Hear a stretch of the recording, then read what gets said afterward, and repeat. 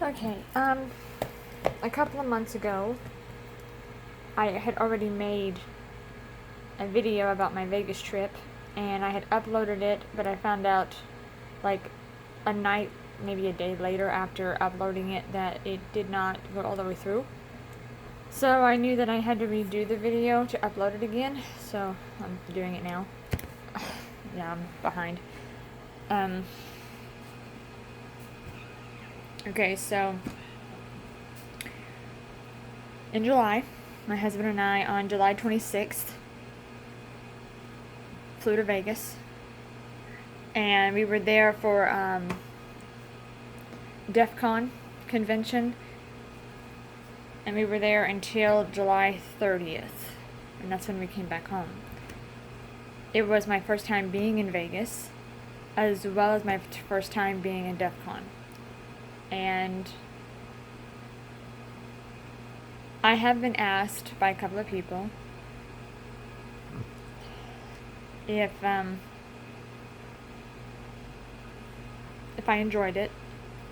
It was fun. It was different. It was exhausting. And by the time I got back home, my sleep pattern was ruined.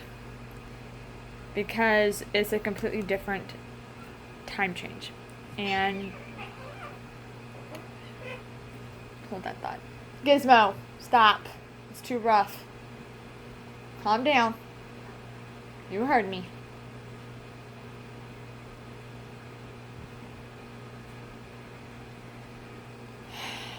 I'll have to show you a video sometime of those two playing, but they get a little too rough sometimes. They finally took a break, but I know that here pretty soon they're going to start up again. Okay, so in Vegas, basically it's like a non-stop party. I don't know when the city has time to sleep. Because when everyone else is probably sleeping at 2 or 3 in the morning, certain parts of Vegas is still up and rolling with music blasting in every direction and bright lights shining everywhere. So that to me is a city that probably never sleeps.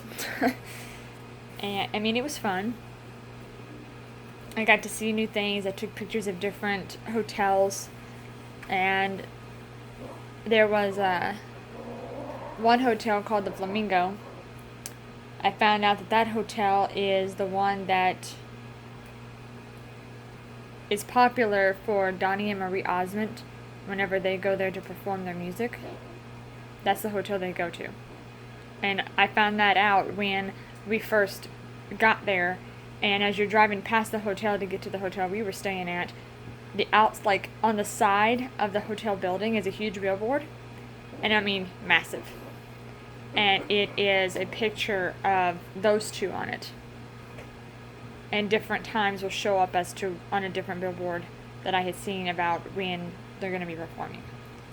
And then there was a hotel called the Link. And in between the Link and the Flamingo, right in between there is like a little alleyway with different little restaurants and shops and stuff. And there was a small little restaurant / bar called Script, and that's where me, the hubby, and friends and coworkers of his would meet up every night for dinner before everyone would go their separate ways for the night. And that area is where majority of the music, the lights, and everything occurred. And it was just one big party there. The thing is, in Vegas, when it is 11 o'clock at night there,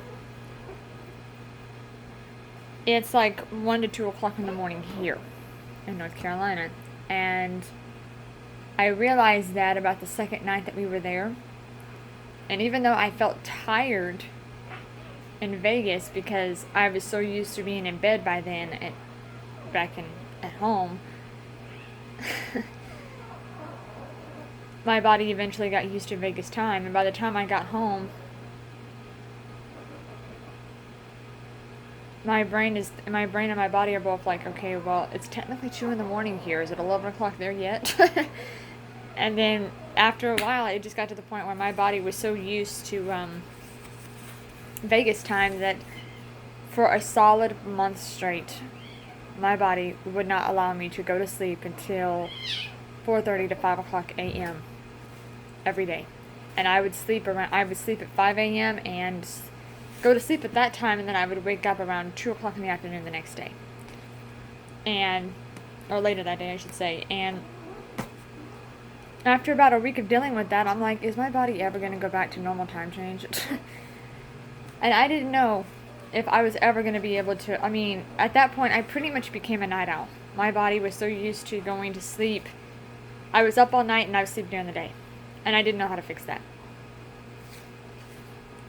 And my husband suffered the same thing because he would be up all night with me and he would sleep most of the day with me as well. Because that's what our body became used to. And for a solid month, I was a night owl. And I'm not normally a night owl. And I told my friend of mine about it. She's been a night owl before because one of her jobs required it. She was a third shifter. But then she somehow was able to change it to where, because now she has a new job and she works during the day and sleeps at night. I don't know how she managed to pull that off and change it. I'm sure it wasn't easy for her.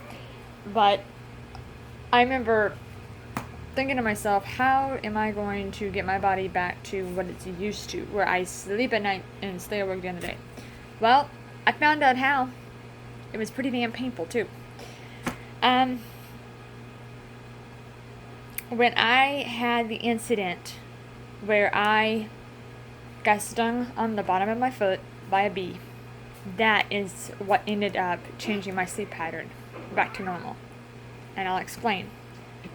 So, before the bee sting, I was be up all night, sleep during the day, but that day I was outside. I don't know if you had seen in the other video or could actually hear me because I was talking too low about what happened. But I was outside standing next to my husband's truck talking to him. He was getting ready to go to Quick Trip to get something. And he had asked me if there was anything I wanted or needed. I stood there thinking to see if there was anything I was in the mood for, but when I opened my mouth to reply to him, no words came out, but I felt a horrible sharp pain go through my foot. And I'm thinking to myself, what in the world? I looked down and discovered there's a bee stuck to my foot. I reached down with one hand while using the other hand to hold myself up so I don't fall over. I was leaning against the truck, and I pulled it off my foot and threw the bee onto the ground. But I still felt excruciating pain, like a fire burning through my foot. And I looked down at my foot and realized the stinger was still on my foot. And I'm like, crap. Trying to stay calm, but my foot was literally on fire. And no, this was literally the first time I had ever been stung on my foot by a bee. I had been stung on my finger. I had been stung on my arm. Stop it! You are too rough.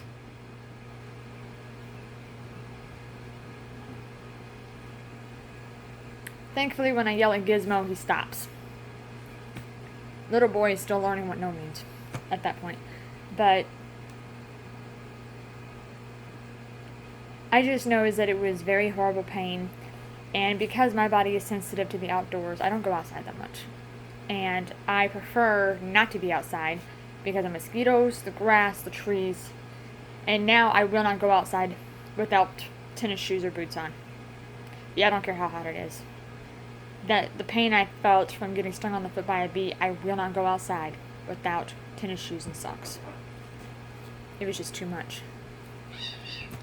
And I knew I had to take Benadryl because normally my body, whenever something like this happens outside, I flare up into hives. So I was able to get inside. Very, very difficult. I was in a lot of pain. My foot felt like I said, it was on fire.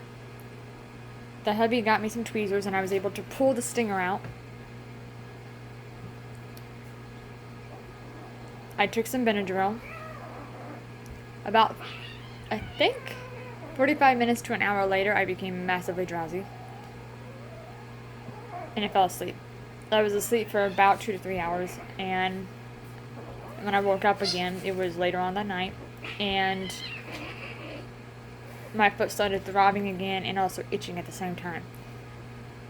So I decided to just take some more Benadryl and just pretty much go to bed. And every night for that week, in order to be able to fall asleep, because it's not just to fall asleep, but also because my foot would not stop itching.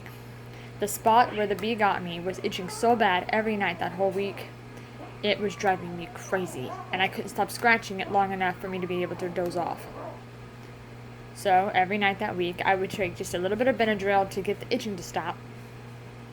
And it worked. It made the itching stop, but in the process,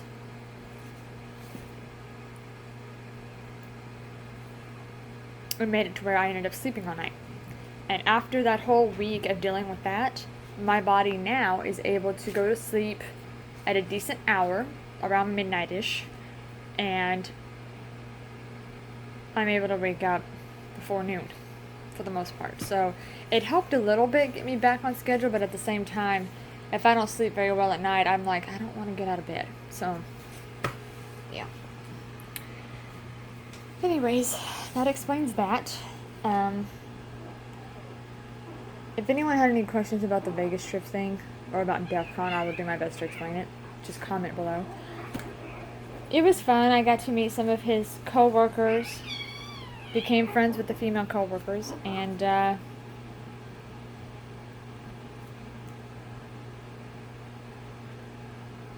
it was fun. Very interesting. Like I said, I took a lot of pictures, so I have all of that yes. If I'm not mistaken, I've already printed out all those pictures and put them in a photo album marked through Vegas. I just not 100% sure where that album is. I gotta look for it. But yeah. Anyways, I get to go separate two kittens who are too freaking hyper. Gizmo, quit instigating. Come here. Quit instigating, child. You are being a little instigator. Can you say hello?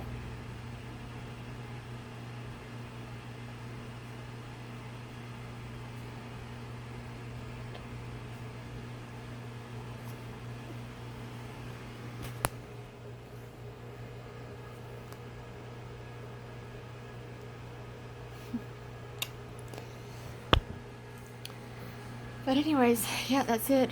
Vegas, time zone, sleep change, and then a bee sting. All of it wrapped up in one, and then now I'm back to sleeping kind of normal, I guess.